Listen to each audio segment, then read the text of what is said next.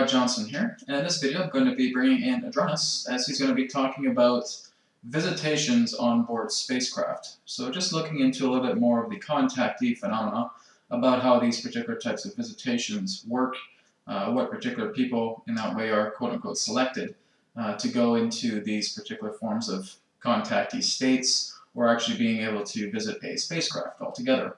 So he's going to touch more base relating to this particular phenomenon. So I'll go ahead now and connect with this energy, and we will begin.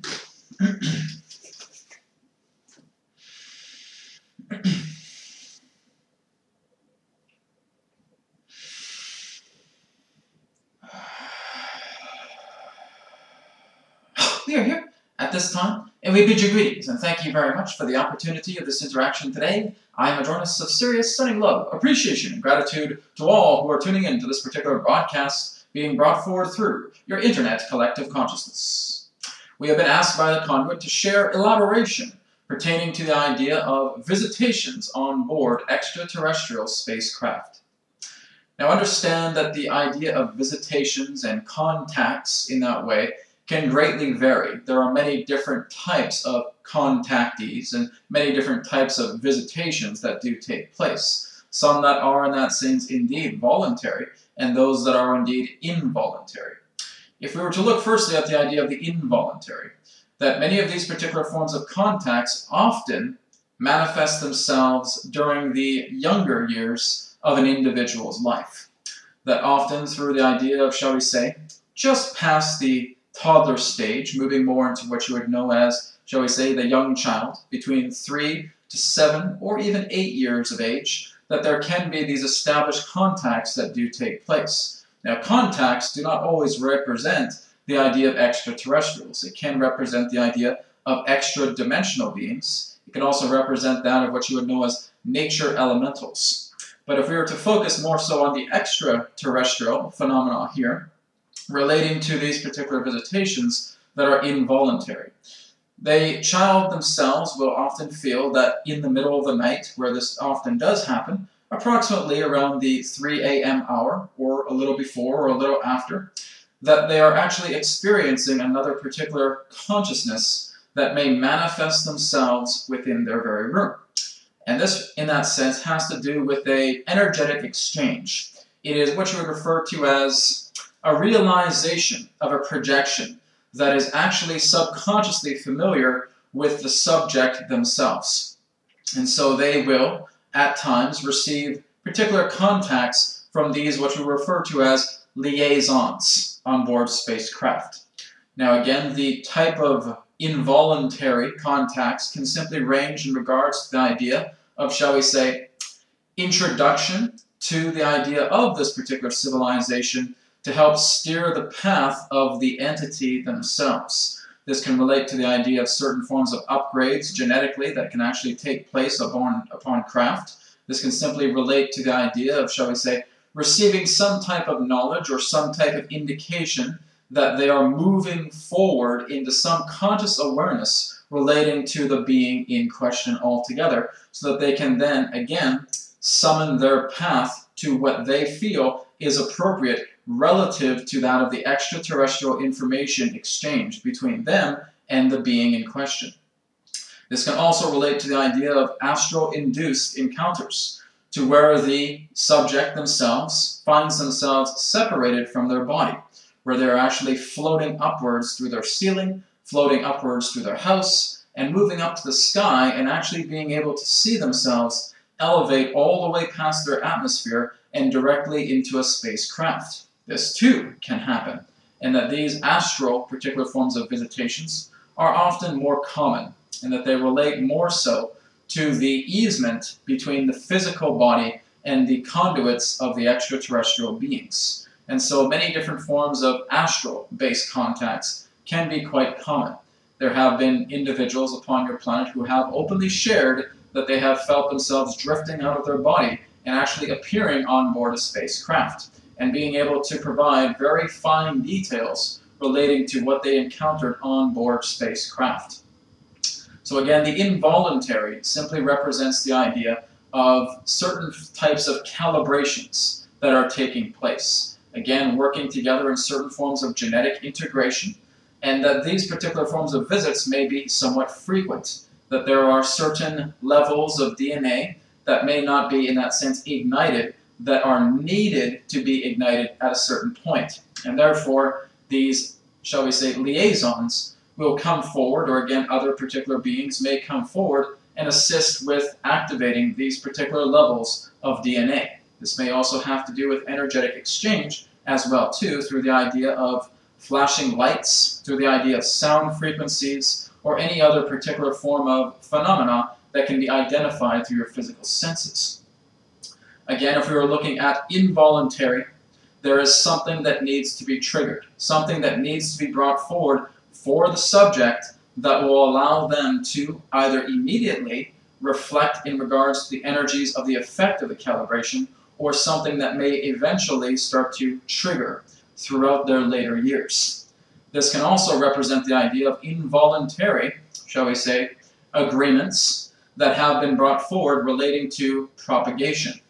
And that propagation can relate to the idea of what you may refer to as hybridization, the hybridization program, and that certain forms of subjects, as it were, at very young ages are brought on board spacecraft and are, again, worked on through the idea of genetic manipulation.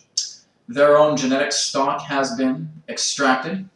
Their particular form of, shall we say, egg at that time, if we were looking at a female host, the egg being extracted and in that sense being synthesized and then being placed into the host, and then through the idea of what you would know as accelerated delivery, a hybrid child would actually be produced that very evening, and actually having the child or the subject being brought forward, brought back into their space of living. Now, the child itself may often represent that of 12 to 15, 16, 17 years. This, again, is very common. Now, it can also happen with the males relating to what you would know as semen extraction, again, often at a very young age. Now, many may ask in regards to, shall we say, the extraction process through the male perspective, is there a certain person that my particular form of seed has bonded with and created a hybrid child with? In some occasions, yes. In some occasions, no. Other particular seeds may simply be integrated in regards to multi-synthetic purposes to integrate a purity relating to a hybrid child, which relatively means that, again, the mother that has hosted the child is actually propagating a child that has multiple fathers that not only relate to human energy, but also may relate to, shall we say, the energy of the host extraterrestrial race. This does not always have to do with the Greys. This can relate to other particular humanoid races or even non-humanoid races that have some type of compatibility with the human genome. And so it all depends, again, it varies extensively. If we were to now look at the idea of voluntary contact, the idea of voluntary contact in regards to its frequency or in regards to its steadiness is quite rare. The whole idea in regards to voluntary contact is that many people may simply see sightings, or there may be brief appearances of particular beings that one may not even be able to make out.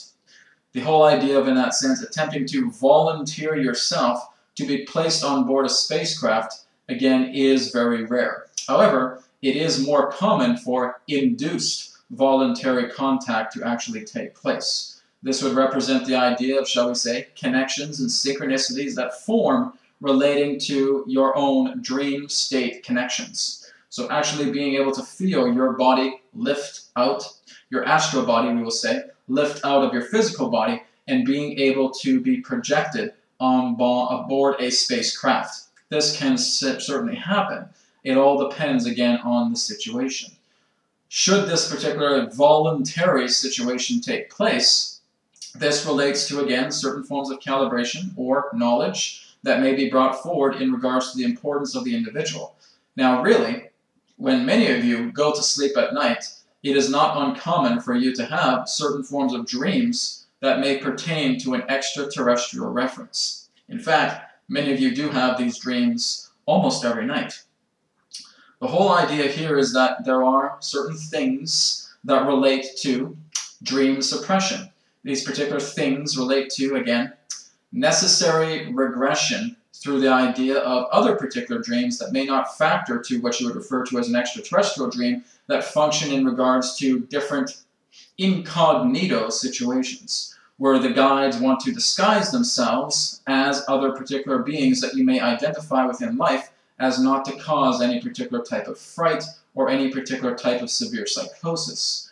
Another thing in this matter may relate to themes that do represent an extraterrestrial presence, but that is really all that the individual can remember, simply because much of that has been suppressed based upon the violation of contamination relating to free will. If this information was actually to be brought forward into the knowing of the individual, it would violate their free will, and this is often why certain forms of experiences pertaining to extraterrestrials are highly suppressed. Now, this won't always be the way it is. In fact, when the time comes when your people will make contact with other particular extraterrestrial beings in your future ahead, that less and less of this particular form of suppression will actually be necessary. So there will be more lucid, more vivid contacts that will take place within your years ahead. In fact, there may also be more physicalized contacts with certain groups of individuals that will be taking place within your years ahead.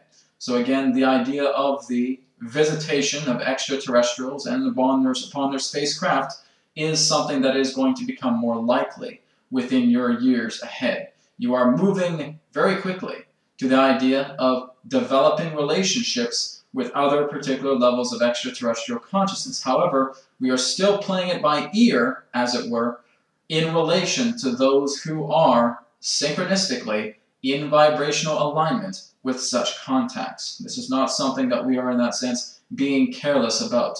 We do understand that many of you do want to have some type of extraterrestrial contact that you may consider to be physical.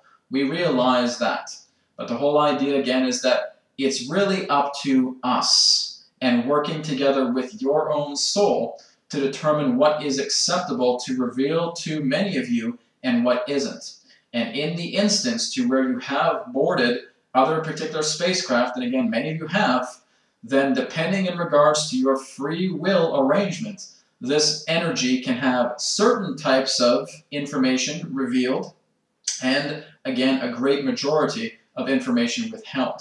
Not because we're attempting to hide something from you, but simply because that your energy as it exists in that moment is not ready for any particular types of information or disclosure that may be in a grand effect to your own free will. We abide through this in regards to love and light service. We do not violate that, nor do we wish to. And so in order for us to actually stay in contact with many of you, we must abide in regards to the principle of this planet, which represents the state of non-interference in regards to those who are not ready for it. So again, those of you who have been so passionate in attempting to receive extraterrestrial contact, believe us when we say you are not being ignored. But believe us also when we say that your vibration is not in the alignment appropriate at this time to allow any particular type of physicalized contact to take place. We unconditionally, in that sense, allow this energy to be shared. However, that particular level of love can only move to certain levels of suppression simply because it is so much love that we have for all of you. We do not wish to bring any of you into psychosis or any particular form of shock that would be detrimental to our communications with you as we move further into an intergalactic community within your many years ahead. So again, much love to all of you. But again, everything comes in regards to appropriate timing. That some of you will relate to some type of information that may be shared in regards to an extraterrestrial, or again, other particular form of celestial phenomena or extra-dimensional phenomena at some point in your time. But again, please allow yourself to exercise patience, which means stay within the alignment of awareness that serves, because there are other particular factors that are attempting to get your attention rather than the idea of the appeal to extraterrestrial contact. However, in the years that follow, you will discover that this will greatly increase with much of your populace. I am Adronis of Sirius. Thank you again for the opportunity of this interaction today, of your time. We now return to the conduit, and we'll speak to you again in the infinite moment of now. Goodbye. All right. Thank you very much, everybody, for tuning in. And again, for more information or to even book a private session with Adronis, feel free to go to consciousmatrix.com. If you do have any other questions relating to this video, feel free to drop me an email, info@consciousmatrix.com. So thank you so much for watching, and I look forward to speaking to you again soon. Namaste, and may it be well with you. Goodbye.